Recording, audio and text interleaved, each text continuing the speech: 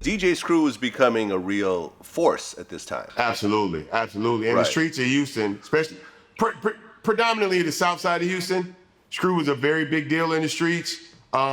This was when he still was at the house and still like selling cassette tapes out of the crib. You know, he used to have just a regular driveway that would go up to his front door, but he started getting so much foot traffic he had to put a gate up.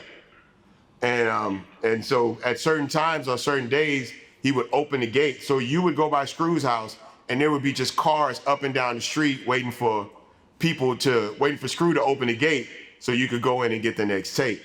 And this guy was selling, thousands of cassette tapes from his house. I remember taking him to Sam's back in the day to buy boxes and boxes of Maxell cassette tapes back then.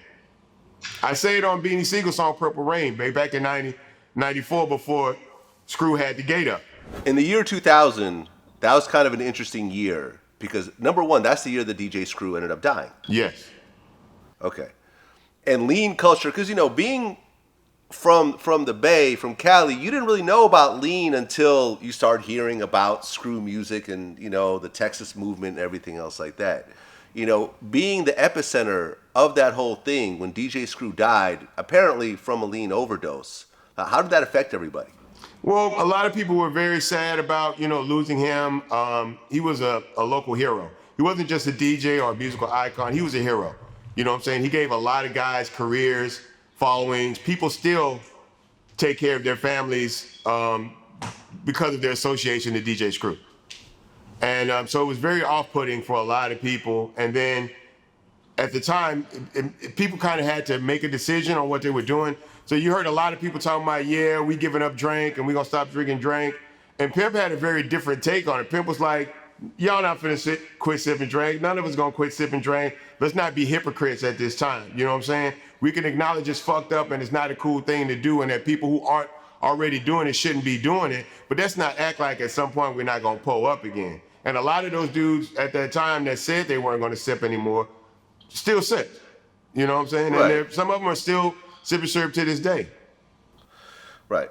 And, we ended up losing other Texas artists from lean as time progressed. You know what I'm saying? Yeah, exactly. So, but in that same year, you guys had your breakout year. Absolutely. Well, number one, Sippin' on Some Sizzurp came out.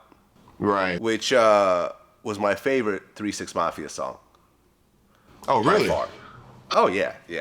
And me and DJ Paul are friends. Like, he's been on VladTV a bunch of times. We talk all the time. He actually told me in an interview that they almost died recording Sippin' on Some Sizzurp with you guys. We almost died making that song, man. It should have been a hit.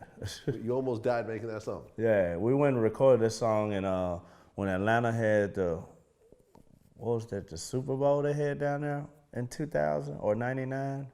One of those years. Maybe 99 or early 2000. They had the Super Bowl or something big they had there that year, and it snowed. Okay. And it was fucking snow all over the place, and we had a bad wreck. Well, we almost had a bad wreck on the way down there to make that song, and it was so weird. We sped off the road into the oncoming lane. Oh. And rigs and cars was coming at us that couldn't hit brakes because of snow. So me, Juicy, and some of the other boys, we jumped out the truck and started running. My guy stayed in there trying to start the truck like on TV. And it wouldn't start, like, looking at the car. It finally got started. He went, drove off and went over in the grass. And the car went, the rig came through. I was like, holy shit. I jumped for it. Lost my Sky Pager. Right. Had Sky Pagers back then, and I needed my Sky Pager to get in touch with Pimp C when I got in town. So it was hard for me to find him. I had to some kind of way I found him through like somebody at the radio station or something. And anyway, on the way back, we was riding and I saw our little tread marks in the grass. I figured it was ours. I kind of remember where it was at. I said, man, pull over there, man. Let me see if I find my pager. Found my pager in the snow. So we recorded it in Atlanta in January, like during Super Bowl. And so the roads in Atlanta were iced over and they drove down. So I think they had like a car situation. Funny story, we all went to Pimp's house that night to record. We got there at the same time, and Pimp he literally lived in a house on the hill at the time. So his driveway kind of spiraled up the hill, but his driveway was iced over.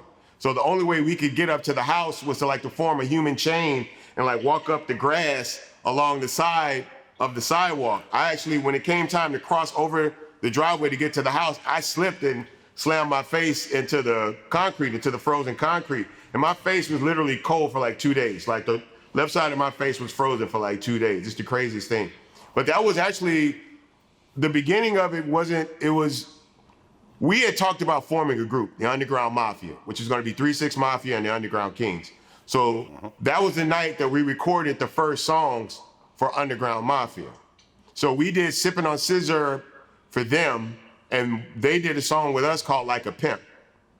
So if you go and listen to, I think Like a Pimp is on Dirty Money, the album after Riding Dirty, you'll hear that song. So that was the beginning of us doing the Underground Mafia project, but unfortunately we never got to finish it. Yeah, sad. Yeah, I know. Too bad, man. That would have been crazy. Oh no, it would have been insane. Just the production on this album would have been some of the craziest beats I think hip hop would have ever seen. Just those minds, because Paul and Pimp were very, very much aligned with their musical sensitivities. Everything around them sonically was the same thing about us, having those, high tempo drum patterns, double time, deep bass rhythms. And they were both highly knowledgeable about music. And they drew from a lot of the same different inspirations. So I can only imagine what those minds together would have done with 12 tracks.